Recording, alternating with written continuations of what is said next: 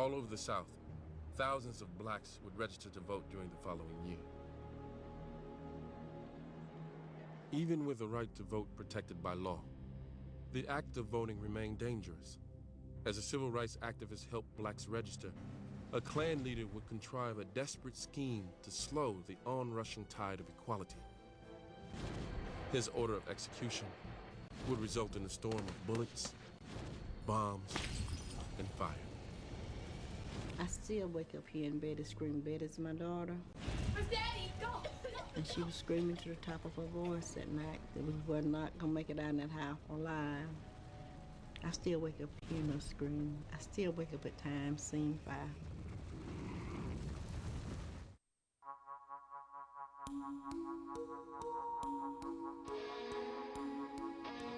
On a cold, blustery January night, 1966, Vernon Dahmer, Sr. and his family were asleep in their home here in Hattiesburg, Mississippi. Normally, Vernon and his wife Ellie slept in shifts for fear of an attack by the Ku Klux Klan. It wasn't safe for both of us to sleep at the same time. We slept like this for years, that somebody would be awake when they come. But on this particular evening, Vernon and Ellie had dropped their guard. It would prove to be a fatal mistake, for tonight, the Klan was coming. The Dahmers had good reason to fear the Klan. Vernon was president of the local chapter of the NAACP. As a successful businessman and farmer with 200 acres, he was able to fund his own civil rights activities. It was a double-edged sword. There were some elements out there that didn't appreciate my father's involvement in the civil rights movement. And they had expressed that by harassing telephone calls, burning down his hay barn, and numerous other things that they did to let him know, look, you're doing the wrong thing. You better stop.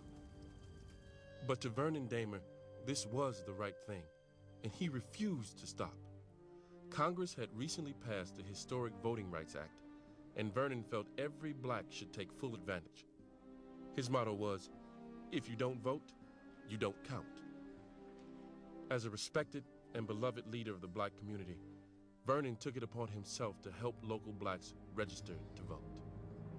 On January 9th, 1966, he went on radio urging people to visit his store. He had received permission from the Justice Department to have local citizens pay their $2 poll taxes at his business. If you were black and showed up at the circuit clerk's office and wanting to vote, you might be harassed, you might encounter a lot of animosity as a result of that. So this store represented kind of a safe haven for black Mississippians who wanted to be able to exercise their right to vote. He was willing to just put his neck out on a limb to stop the injustice.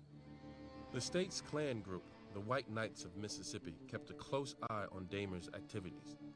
The White Knights, under the leadership of Imperial Wizard Sam Bowers, were blamed by the FBI for at least 10 murders, including the killings of the 3 civil rights workers in 1964. But for the time being, Bowers was a free man. Bowers was on a first-name basis with law enforcement all over Mississippi, figured that he was totally untouchable. Bowers was an evil man.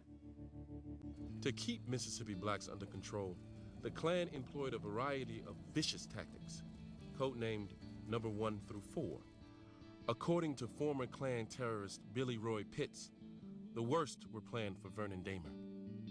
Number 1 is like a cross-burning, warning someone. And number 2 would be like taking someone out and whooping them real bad. And number 3 would be burning a house or a building or blowing up a church or something of that sort. And number 4 would be annihilation, killing someone.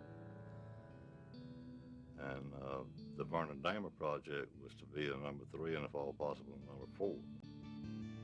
According to Pitts, it was Sam Bowers who was behind the attack on Dahmer. Even though he wasn't on the project himself, he ordered the project. He was the only man that could order a number 3 and a number 4 in the state of Mississippi. He was to approve it before they done it. Historians and those who knew him say Bowers believed he was on a religious mission. He believed that segregation was ordained by God, that it followed from the religious plan that there would have to be certain archangels to enforce this, and that they were doing the Lord's work when they killed people simply for racial reasons. In accordance with his beliefs, Sam Bowers ordered a storm of violence to rain down on Vernon Dahmer's home and business. Only hours after Vernon had announced his voter registration drive, 2 carloads of Klansmen arrived in the dead of night to carry out the plan. They were 8 in all.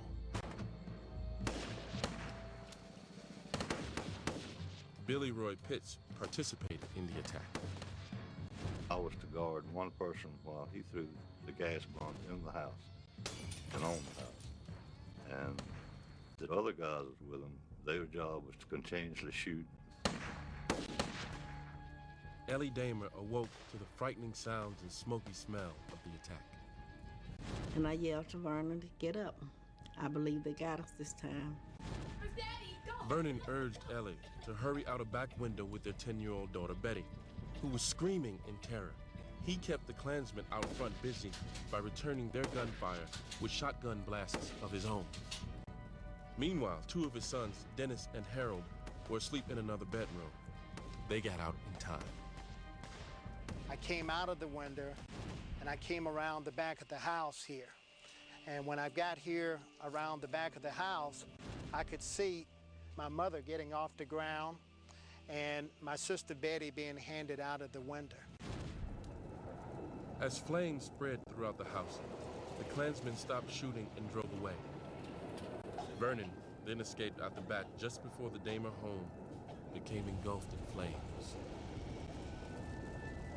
He was telling me to stop crying. I was crying all the time. And everything was gonna be all right. The family was rushed to the hospital. Though 10-year-old Betty had been badly burned, she would recover. But Vernon had breathed in too much smoke. His lungs had been fatally damaged. As he lay in bed, close to death, his wife Ellie was at his side. And after he went to sleep, I laid my head on the edge of the bed where he was. And the next thing I know, he sat up in the bed and he yelled my name real loud. And that was the end of it. 12 hours after the attack, Vernon Dahmer was dead. I grew up in the shadow of my father every day. Was very close to him, and he was very close to all of our sons. He taught us everything that he knew. Just to lose him the way that we lost him was catastrophic. It's something that we've cried a lot about, that we probably will cry some more about. It's something that we can't get over, especially the 4 of us that was in the house tonight. We'll always remember. As the Dahmers were grieving, President Johnson sent a telegram to Ellie, praising her husband for his civil rights activities. Johnson also ordered an immediate FBI investigation. For almost 60 solid days, January, February, March, we worked around the clock until we identified those individuals who participated in killing Vernon Dahmer. But Sam Bowers wasn't concerned. Bowers told me himself that not worry about anything, that there's no jury in the state of Mississippi gonna convict a white man for killing a black man. Bowers was wrong. He had misjudged the changes that had come about in the South. Pitts pled guilty to arson and then turned state's witness against his former Klansmen. 4 of Bowers' henchmen were convicted, 3 of whom received life sentences. But Imperial Wizard Sam Bowers proved more elusive. He was tried 4 times for the Dahmer killing, with each trial ending in a hung jury. However, in 1967, Bowers was compelled to face justice for his involvement in the 1964 murders of Andrew Goodman, James Chaney, and Michael Schwerner. Although no state murder charges had ever been filed, it was proven in federal court that Bowers had ordered the execution of the 3 civil rights workers. He was convicted of conspiracy in depriving the 3 men of their civil rights and served 6 years of a 10-year sentence.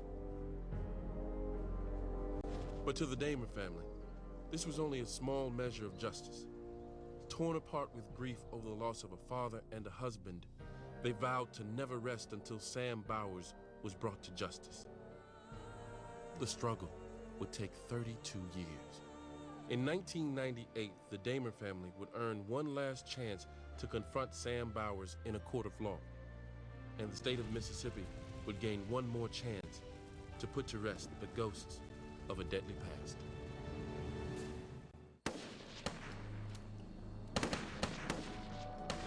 In 1991, the blood of the civil rights martyrs still cried out for justice. It had been 25 years since Vernon Dahmer had been murdered in his home in Hattiesburg, Mississippi. It had been 28 years since Medgar Evers had been assassinated. But there were stirrings. Perhaps a season of justice was upon the land. 70 miles away, in Jackson, the state had reopened the case against Byron De La Beckwith, the man accused of killing Evers. When the Dahmer family learned of this, they knew their time had come as well. The slow wheels of justice is a part of the price that the martyrs had to pay to change the national view of race relations and to make this a more perfect union. To pursue justice, the Dahmer family had to relive painful memories.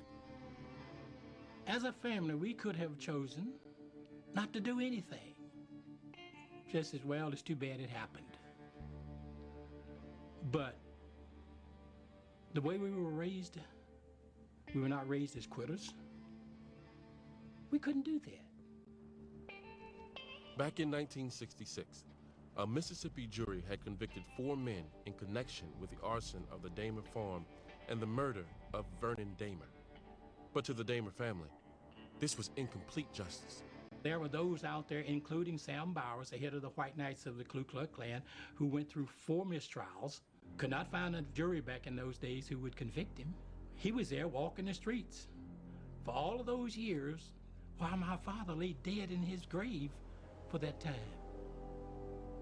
As the district attorney was considering a move to reopen the Dahmer case, Clarion Ledger investigative reporter Jerry Mitchell was contacted by a witness who said he could provide blockbuster testimony. He basically told his story about the conversation he'd overheard of Bowers ordering Dahmer's killing back in 1966. And so that pushed it forward, caused it to be brought back into courtroom. Mitchell also tracked down former Klan terrorist Billy Roy Pitts. After testifying in the 1966 Dahmer murder trials, Pitts left the state, renounced his life with the Klan, and began to reform himself. I was trying to stay clear and pull away from it gradually. And I was very upset, too, because of this man dying. It was eating at my conscience. During the 1998 trial of Sam Bowers, Pitts testified that Bowers presided over Klan meetings in which the murder was planned. For decades, Pitts had been racked with guilt over his life in the Klan. He'd been hoping not only for a season of justice, but for a season of redemption. In addition to his courtroom testimony about Bowers, Pitts also apologized to the Dahmer family. His gesture did not go unanswered. If my brother asked me for forgiveness and I believe him, I can do that. I can do that. Because why should I be consumed by the same hate that they were consumed by? I'm not going to go there. Hate will destroy you. And he said, my family, all my family forgives you for what you've done. Man, I have never been enlightened. I mean, it was just like a ton of brick took off of my shoulders, Here I've been praying on my knees for 35 years for God to forgive me in some way, you know, and hoping in some way that them people would find in their hearts to forgive me. And he did, and he meant it. It was not without a touch of irony that on August 21st, 1998, the Dahmer family and Billy Roy Pitts, former Klan terrorist, shared a victory. For on that day, Sam Bowers was convicted of the murder of Vernon Dahmer. The imperial wizard of the White Knights of the Ku Klux Klan finally had to pay for his crime. He was sentenced to life in prison. We hope today's verdict reflects the fact that we're living in a new South, and more particularly a new Mississippi. There was just a burden rolled off our backs, right down to the last person, because we've talked about it. Since the trial, all of us have felt a feeling of relief and accomplishment.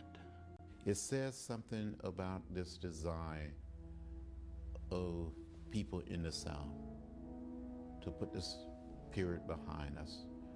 And what we're going through in America, and especially in the American South, is another type of revolution. It is having a cleansing effect on the very soul of the South. People want closure. They want to close this dark chapter